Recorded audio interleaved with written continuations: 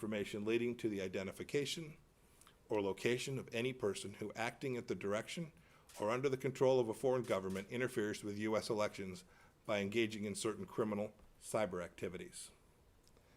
A few comments on the Middle East.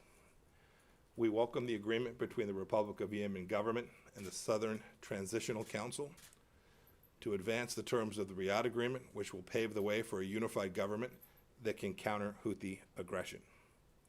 We urge all the parties to implement the agreement's terms and support the UN Special Envoy's efforts to broker a countrywide political settlement. Of course, the conflict in Yemen is raged in large part because of the Islamic Republic of Iran's illegal arms transfers to the Houthis.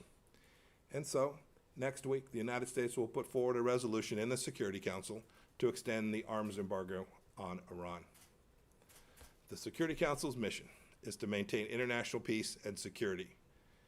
The Council would make an absolute mockery of that mission if it allowed the #1 state sponsor of terrorism to buy and sell weapons freely. The United States has conducted now a years-long diplomacy on this matter. We have a bipartisan consensus in Congress. We have a 13-year consensus on the Council. And the proposal we put forward is eminently reasonable.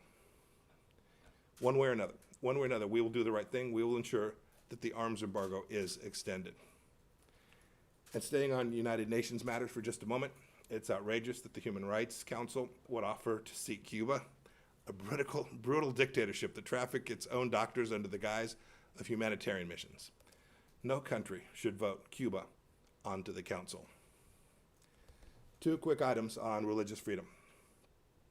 First, on behalf of President Trump and the American people, I want to express our solidarity with the Yazidi people as we commemorate the 6th anniversary of the beginning of the ISIS genocide. Much has been done by our administration to help Iraqis recover, but much more work remains. And on a brighter note, I commend the progress that Sudan is making to protect religious freedom in its country as the country transitions away from radical Islamist rule. Last month, the civilian-led transitional government abolished apostasy as a crime, a solid step forward. Our global efforts too, as I close, to fight the pandemic continue. This week, the State Department and USAID are releasing an incremental $53 million in new humanitarian and economic assistance to help vulnerable people and partners continue to fight this deadly virus, bringing our total to more than $1.6 billion. We will also be launching a $10 million COVID-19 private sector engagement and partnership fund to invest that $10 million in promising new products, markets, and ideas for mitigating the economic impacts of the pandemic. And with that, I'm happy to take some questions. Okay, for our first question, we'll go to the phone lines. And if we could go to the line of Matt Lee, please. Secretary, can you hear me? Matt, I can barely hear you. Barely? There you go.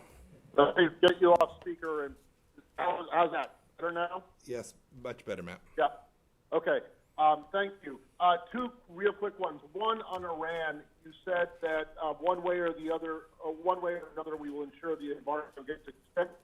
Does that mean that in the highly clear that your resolution fails, you will move to invoke snapback? And secondly, on the acting, are you concerned at all that his departure, particularly after such a short time, will further sideline the work of the Inspector General Office? Thank you. Matt, let me try to take the second one. You broke up a little bit. You asked a question, I think, about the departure of acting IG Steve Ackert. He left to go back home. This happens. I don't have anything more to add to that. As for Iran, we've made clear, and I don't want to be too cute by half, our mission set is unambiguous. President's guidance is very, very clear. We're not going to let the arms embargo expire on October 18th of this year. It's one of the central failings of the JCPOA, and a bad thing for the world to allow Iran to buy and sell. You've seen the comments in the press about a deal between Iran and China. There are nations lining up to sell weapons that will destabilize the Middle East, put Israel at risk, put Europe at risk American lives as well. We're not going to let it happen. And so we're using every diplomatic tool we have in the toolkit. I don't want to, as I said, I don't want to be too cute. we're deeply aware that snapback is an option that's available to the United States, and we're going to do everything within America's power to ensure that that arms embargo is extended, and I'm confident that we will be successful. Let's go in the back to Christina. Great, thank you so much, Mr. Secretary. Can you talk a little bit about the decision to send Secretary Azar to Taiwan, what the message is behind this trip, and as you probably know, the Chinese Communist government says the visit endangers peace and stability, and it's sending the wrong signals and is urging for the trip not to proceed. What is your response to that? So I won't say anything about the decision other than the cabinet members have traveled to Taiwan previously. This is consistent with policies of previous times. He's going there with a deep and important purpose. We're still in a global pandemic. He's going to go there and talk about Taiwan has had some significant success in how they've handled this. We have wanted them to be part of the conversations at the World Health Assembly that China has prevented that from happening. And so he'll go there and talk to them about public health issues as they relate to how we all move forward with respect to how we handle COVID and the opportunity for therapeutics and a vaccine has moved forward. And we welcome the expertise that Taiwan brings to that and have, I think, important conversations with them about that. Last question, Takashi. Thank you. Oh, yes, sir. So tomorrow and August 9th marks 75 years since the United States unleashed the first atomic bomb attack on Hiroshima and Nagasaki. So could you tell us your opinion on nuclear arms control, including the future of New START treaty between U.S. and Russia? Yeah. So President Trump, literally since I first met him, first in my role as CI director, now as Secretary of State, has made clear one of his top priorities is ensuring that we don't have a really bad day in the world as a result of a nuclear weapon being used. And so we have worked along multiple fronts. For example, we left the INF treaty because the Russians weren't complying with that, and that was that had the risk of being destabilizing, because when you have an arms control agreement and only one of the two parties is complying, you have created strategic risk. But in the last handful of months, we've been working diligently to get the three nations that have the largest nuclear capabilities, the United States, Russia, and China, to have strategic dialogue about how we move forward together to decrease the risk to the world that these massive weapons are used. And we've made progress with the Russians. We've had 2 good gatherings. I hope we'll have one before too long.